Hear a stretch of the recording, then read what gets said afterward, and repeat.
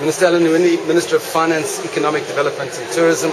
We've just heard you telling us that you want to achieve 15% growth in tourism in the Western Cape by what year? By 2050. By 2050. So it's 15 by 15. How are we going to achieve that? Okay. Our initial figures showed us that 12 to 13% was kind of where we would be. I'm pushing the envelope a bit. I do know that we're going into tough times. The whole globe is going into tough times. But I also know that we, at the moment, have got all that's needed. The recipe's all there. We've got the most magnificent opportunity that's going to be given to us, handed to us because of the World Cup. And I believe that if we can put the model together on marketing, that we share that marketing bill, that burden, correctly, we will do it, and it will actually exceed that. Because if you look at our budget as the Western Cape, you look at the city's budget, obviously the two biggest, and then you look at every municipality's budget, and you add all of that together, it comes to a substantial amount of money. But it's still 4 times less than what the private sector spends on marketing.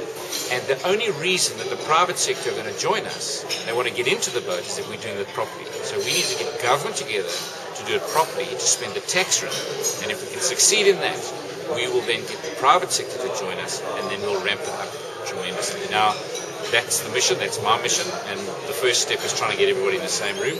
I've got Cape Town, but and that's part of the process. Cape Town is up and running. We've got constant work stream working together on it, and now I will be in the next month or so going out to all the municipalities, getting them on board, and we'll take it from there.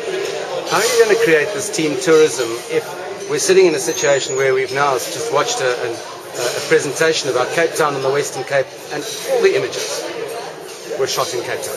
Okay. We must understand that we're in the World Cup, so it is about Cape Town. We also must understand that Cape Town is the hook. No matter what, if you want to sell, and that's our biggest problem. I was going to do it today, and actually I've got them in my book, but I'll do them when I do the road show. I was going to pull out the marketing material that you will find here in Indaba, and the best example is a brochure by Matsikama. Who knows where Matsikama is? How many South Africans know where Matsikama is? How many international visitors know where Matsikama is? They all know where Cape Town is. We have to start in Cape Town. We also know that every visitor for the first time coming to South Africa, SA Tourism spends 850 million rand a year trying to get the first time visitor from core markets to South Africa. We know they're going to come to Cape Town, they're going to do Gauteng, and they're going to do the Kruger Park. That's the first visit. Our job, once they get to Cape Town, they've got to understand that they've got to be given an outstanding opportunity, an outstanding experience, and they've got to know that they can come back. And once they come back the second time, then they do the routes. Then they do the garden route. They don't do Bito municipality. They don't do Mossel Bay municipality. They do the garden route. And that is what it's about.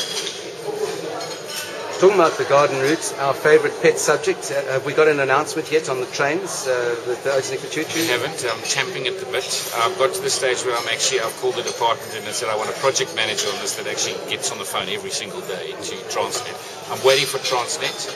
I've purposefully not used the Minister, Barbara Hogan, up until now. It was advice given to me by my predecessor that let's deal directly with Transnet, and we're busy on that program.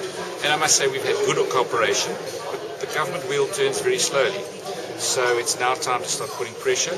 I believe that that Transnet are keen.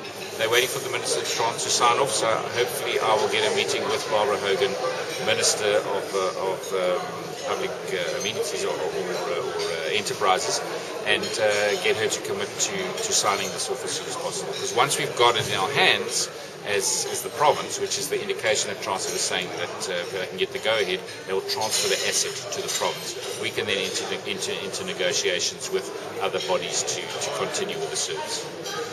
And then finally, you didn't do very well blowing the Vuvuzela today. Are you going to practice before the 11th of June? I saw that. How much of that have you got on film? All of it. Oh, that's a bit embarrassing. Yeah. I normally pride myself on being able to blow it right the first time. Yeah, I'll practice. Minister Winde, thank you very much.